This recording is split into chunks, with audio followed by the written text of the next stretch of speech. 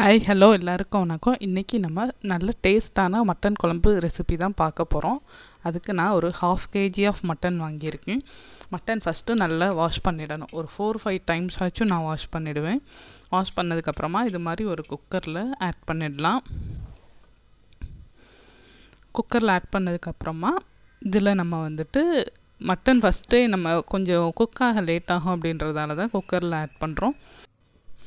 நம்ம குக்கரில் ஆட் பண்ணுறப்போ இதுலேயே இஞ்சி பூண்டு பேஸ்ட்டு, கொஞ்சமாக மஞ்சத்தூள் ஆட் பண்ணிடணும். அதுக்கப்புறமா நான் சீரகமும் ஆட் பண்ணிவிடுவேன். நம்ம விருப்பம் என்னென்ன ஆட் பண்ணுமோ. ஆக்சுவலாக மஸ்ட்டு இஞ்சி பூண்டு பேஸ்ட் போட்டால் தான் கொஞ்சம் ஃப்ளேவரும் நல்லாயிருக்கும். மட்டன் ஃப்ளேவர் ப்ளஸ் சீக்கிரமாக குக் ஆகும்னு சொல்லுவாங்க. நான் ஒரு 2 ஸ்பூன் அளவுக்கு இஞ்சி பூண்டு பேஸ்ட் எடுத்தாச்சு. மஞ்சத்தூள் ஆட் பண்ணியாச்சு.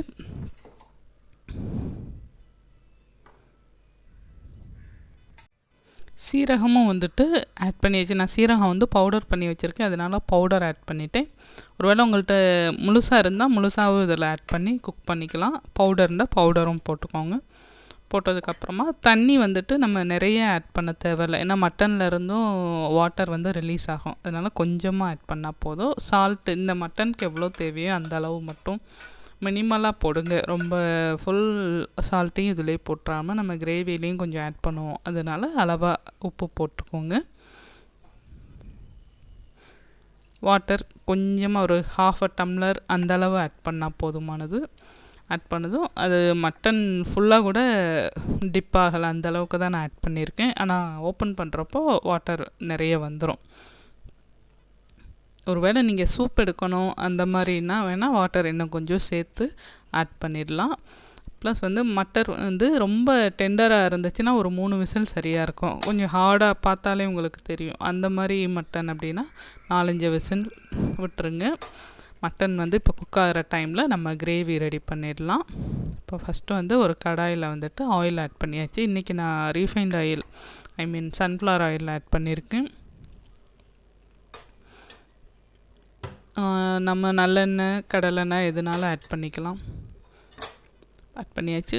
இது சில்வர் பேன் அப்படின்றதால ஃபுல்லாக ஸ்ப்ரெட் ஆகலைன்னா ஆயில் ஸ்ப்ரெட் பண்ணியாச்சு. இதுக்கப்புறம் நம்ம தாளிப்புக்கு என்னென்ன தேவையோ அது எல்லாமே கொஞ்சம் கொஞ்சமாக ஆட் பண்ணிகிட்டே வரணும். ஃபஸ்ட்டு அரைக்கிறதுக்கு மசாலா அரைக்க ஆனியனும் தக்காளியும் போட்டு வதக்கிடலாம். ஆனியன் போட்டாச்சு, தக்காளி போட்டாச்சு. வெறுமனே இதை மட்டும் நல்லா எண்ணெயில் வதக்கிட்டு அரைச்சும் மீதி எல்லாமே பவுடரை ஆட் பண்ணியும் செய்யலாம். இல்லைனா மற்ற நம்ம கரம் இன்க்ரீடியன்ட்ஸ்லாம் இருக்குது இல்லையா, ஸ்பைசஸ்லாம், அதையும் இதிலையே வதக்கி எல்லாமே ஒன்றா அரைச்சும் செய்யலாம். இப்போ நான் எல்லா இன்க்ரீடியண்ட்டும் இதிலே மிக்ஸ் பண்ணி வதக்கிட்டேன். அதனால் அப்படி செய்கிறப்போ எனக்கு இன்னும் கொஞ்சம் டேஸ்ட்டு நல்லா இருக்க மாதிரி இருக்குது. கரம் அந்த ஸ்பைசஸை தனித்தனியாக ஹோலாக போடுறத விட இது மாதிரி சேர்த்து அரைச்சிட்டு போடுறப்ப நமக்கு குழம்புலையும் அது அங்கங்கே நமக்கு கையில் படாது. இப்போ கொஞ்சமாக சோம்பு ஆட் பண்ணியிருக்கேன்.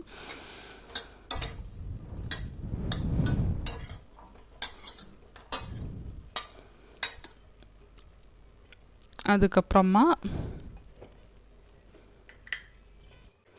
பட்டை ஒரு 2-3 துண்டு ஆட் பண்ணியாச்சு.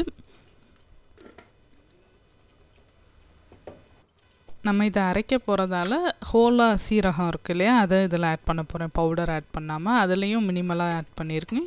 இது அரைக்கிறதுலேயுமே கொஞ்சம் சீரகம் ஆட் பண்ணியாச்சு.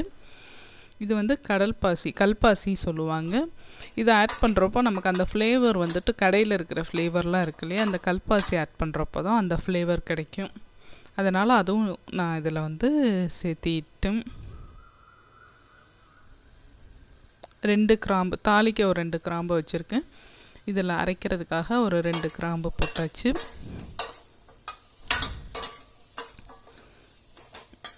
இதில் நான் சால்ட்டு எதுவுமே சேர்த்த மாட்டேன். ப்ளைனாக இதை மட்டும் அப்படியே குக்காக விட்டுருவேன். கொஞ்சம் நேரம் நல்லா குக் ஆனதும் அந்த ஆனியன்லாம் கொஞ்சம் லைட்டாக டிரான்ஸ்பரண்ட் கலரில் மாறும், அது மாதிரி விட்டுருவேன்.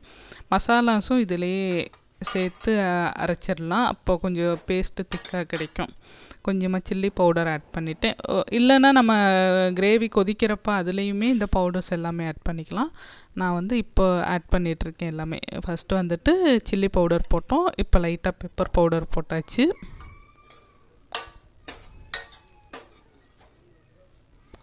இது வந்து நீங்கள் ஆரம்பத்திலே போட்டுறாதீங்க. கடைசியாக நம்ம ஸ்டவ் ஆஃப் பண்ண போகிறோம் இல்லையா, அந்த ஆனியன்லாம் வதங்கினதுக்கப்புறம் அந்த டைமில் போட்டால் கரெக்டாக இருக்கும்.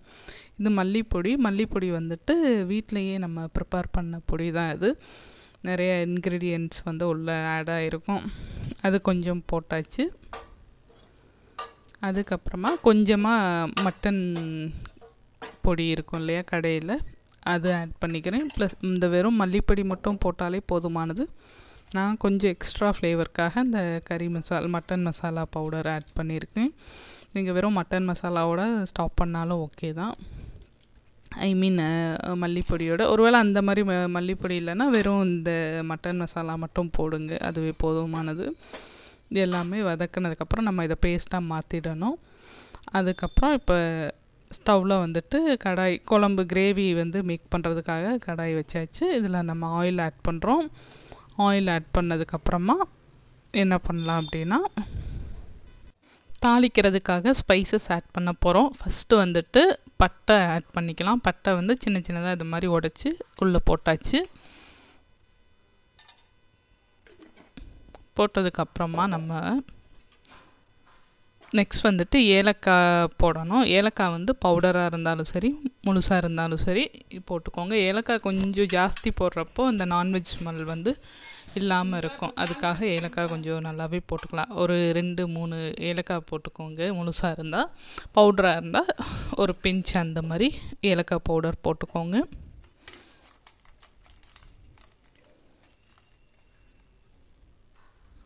அதுக்கப்புறமா கிராம்பு, ஆல்ரெடி நம்ம 2 கிராம்பு சேர்த்துருக்கோம் அரைக்கிறப்பமே, அதனால இப்போ வந்து 2 கிராம்பு மட்டும் இதில் ஆட் பண்ணிட்டேன்.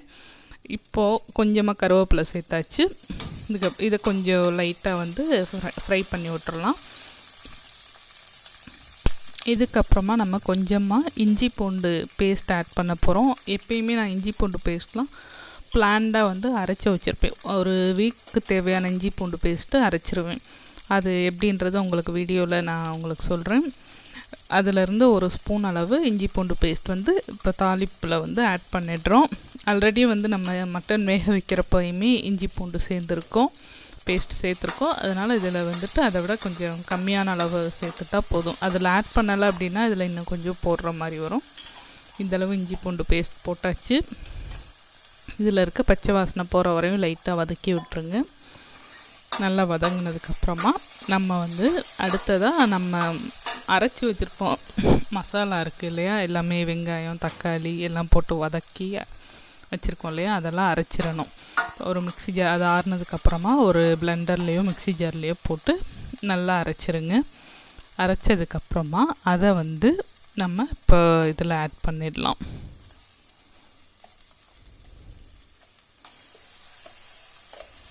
ஆட் பண்ணியாச்சு.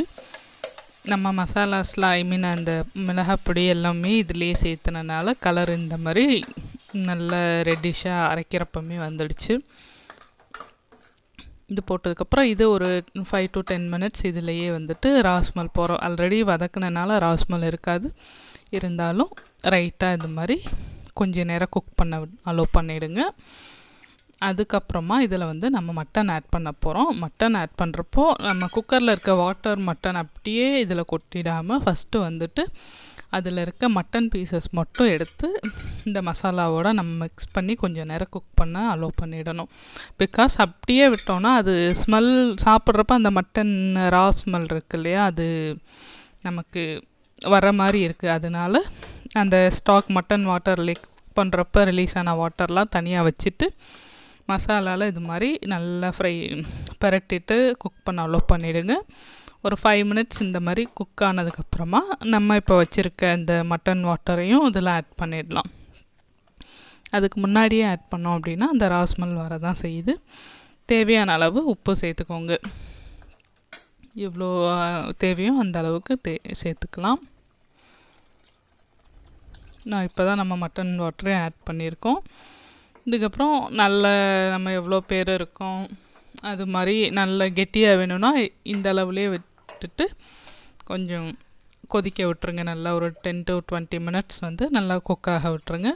இல்லை ஆட்கள் நிறையா இருக்கும், நல்ல கொஞ்சம் வாட்டரியான கன்சிஸ்டன்சியில் வேணும் அப்படின்னா நம்ம தண்ணி வந்து இன்னும் கொஞ்சம் நிறையா விட்டு குழம்பு வந்து ரெடி பண்ணிக்கலாம். அவ்வளோதான். இது நல்லா குக் ஆகிடுச்சினாலே நம்மளோட மட்டன் குழம்பு வந்து ரெடி ஆகிடும். நல்ல கொஞ்ச நேரம் மூடி போட்டு குக் பண்ண அலோவ் பண்ணிவிடுங்க. அதுக்கப்புறமா மூடி எடுத்துட்டு நல்லா சிம்மில் வச்சுட்டோம் அப்படின்னா அதில் இருக்க எண்ணெய் எல்லாம் அப்படி பிரிஞ்சு வரும்.